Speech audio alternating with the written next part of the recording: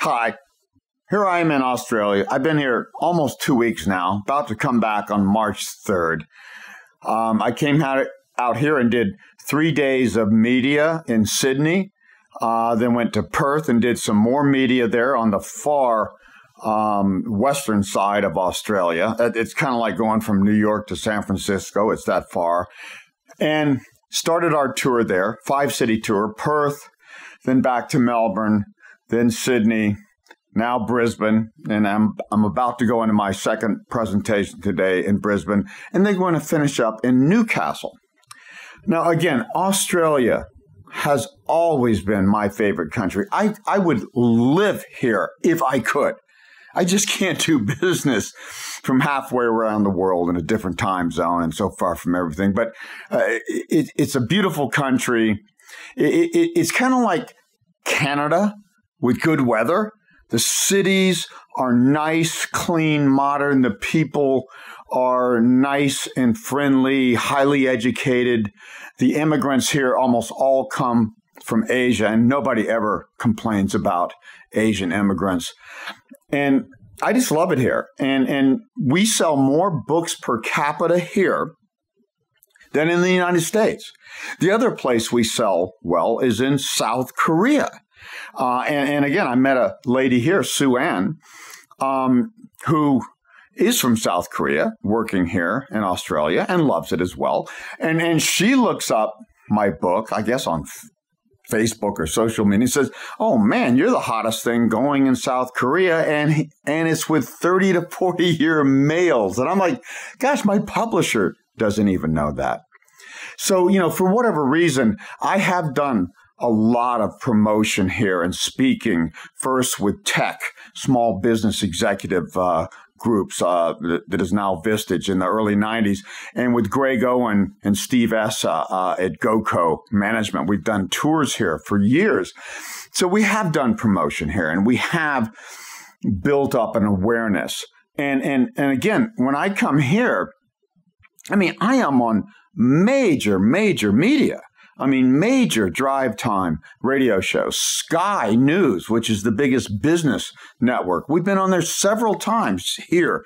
And towards the end of this tour, a little late for us for promotion of the tour, the major networks, I'm going to be on the Today Show here, which is like the Today Show in the United States, tomorrow morning on Thursday, and then on Sunrise, which is the biggest morning show in Australia, on Saturday, just before I fly back. So this is the most difficult thing I do because the jet lag is just massive. You're not just flying halfway around the world to opposite time zones. You're going from the northern hemisphere to the southern hemisphere, where the toilets don't even go in the same direction. So it is very difficult to do this, but it's very worthwhile because I not only like Australia, they are our #1 developed country in the world for demographic trends in the future. Israel would be second. Israel due to higher births, Australia due to the high quantity and quality of their immigration. So this is a great place. People should come here and visit. There's all types of cities here. Sydney is kind of my overall favorite, just, climate and topography and stuff. Melbourne is the most sophisticated, has the best restaurants. Brisbane, where I am at now, I'd say is the most beautiful city and probably the best retirement area. And just off of that, the Gold Coast. I've told people many times that if we don't see a major financial crisis in the next 2 to 3, 4 years, where our indicators are the strongest down, and if governments can beat this without ever having a recession again, which is impossible, but in case, I'm going to be a limo driver in the Gold Coast. But also Perth. Perth is their Wild West. And I've been going to Perth a few times since the early 1990s. This thing went from a couple 100,000 city to 2 million people. And they have beautiful beaches and a nice, sunny, dry climate. And if they ever develop a Gold Coast there on their beaches, which they should do, that's going to be killer. And it's one of the most isolated cities in the world. So they've got everything here. They even have Adelaide, which is a city that is kind of like our Midwest. It's like Ohio for Australia. And it's, again, very civil place, very nice. I call it tidy town in Australia. So this is a great place. We're telling people here, look, you have two problems. You have this most overvalued real estate in the entire developed world, more than London, more than the U.S. or anywhere in the developed world, second only to China, which is the most overvalued anywhere by far. That's a problem. Real estate can cost a young family, Sydney to Melbourne, 10 to 12 times their income from an everyday person to buy real estate. That I'm telling people here, I know there's limited supply. I know you have high demographic demand, but every bubble defeats itself. And this is at that point, and things are starting to crack a bit on the high end, like they are in Manhattan, like they are in Miami, like they are in London and other places I'm tracking. So but I'm telling people in Australia, this is a global crisis in debt, in bubbles in real estate and stocks.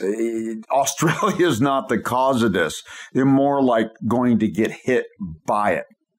And I do think real estate in Australia is going to go down 20, 30, 40, 50%, depending on the city. It didn't in the last crisis because of their strong demographics. Their stock market's going to go down maybe 50% back to the 2009 lows.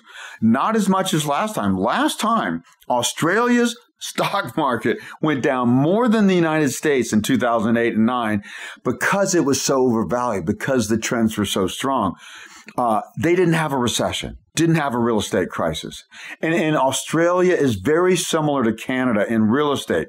We had our subprime crisis and our real estate downturn and foreclosures and all this stuff. Canada never did. Australia never did. A lot of countries didn't. This time it's going to happen. So again, I'm happy to be here. It's a smaller country. There's less competition for experts. You know how many experts there are in the U.S. on everything. Well, this is a smaller country, but it's also an innovative country. Other speakers I know in all types of fields come down here, and I know some of them make more money in Australia than the United States, even though Australia has 7% of our population, 24 million people only. This is a highly educated country.